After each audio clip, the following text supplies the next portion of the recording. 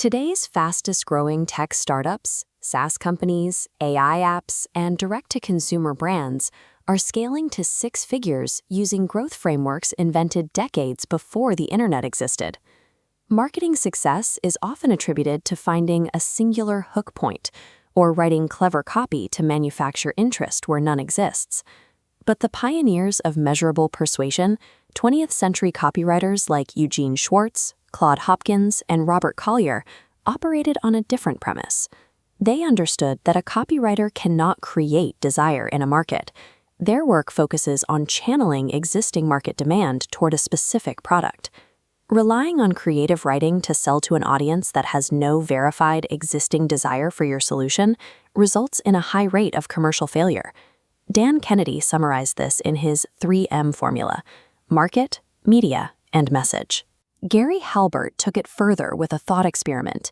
If you were competing to sell the most hamburgers, what one advantage would you want? While most people ask for the best recipe, the best location, or the lowest prices, Halbert argued that the primary competitive advantage is simply a starving crowd. This mathematical breakdown of a successful campaign is known as Brian Kurtz's 41-39-20 rule.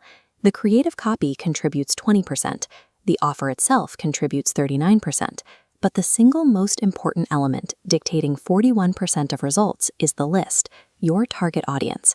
Finding your starving crowd is a process of database selection, requiring more calculation than creative guesswork. The database responsiveness spectrum classifies audiences into 7 tiers, moving from passive demographics at the bottom to active buyers at the top. Tiers 1 through 3 make up the cold crowd: public directories, compiled demographics, and inquiry lists of people who haven't spent money. Gary Halbert famously used Tier 1 data by mailing a coat of arms letter to everyone in the public phone book, sharing a specific last name, tapping into a common interest in family history. But that campaign is the exception. In most cases, relying on demographic data alone results in significant financial waste, as it identifies who someone is rather than what they are willing to buy. Behavioral data serves as the proof that demographic data lacks.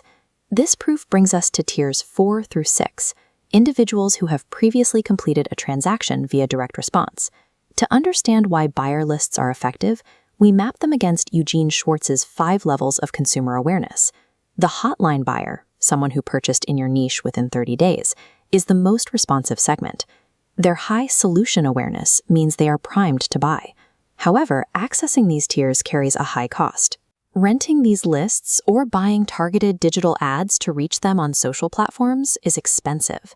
If a business relies exclusively on paying third parties for this rented attention, profit margins shrink as the cost of reaching those customers rises. This leads to the apex of the spectrum, Tier 7, the proprietary house list.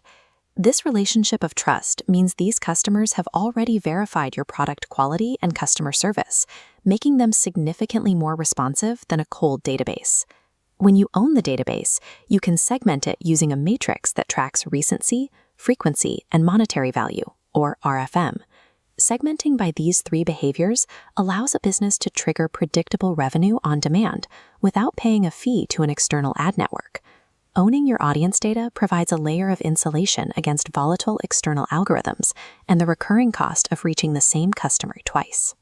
Building this Tier 7 asset from scratch requires a shift in how you view your marketing. It centers on the lead magnet, offering high-value content or tools in direct exchange for a prospect's contact information. In this system, every Facebook ad, TikTok video, or direct mail piece functions as a loss leader. The objective is to move a prospect off a rented platform that you do not control and onto an in-house list that you own. The core philosophy of the direct response legends rested on the transition from simply finding a crowd to owning one.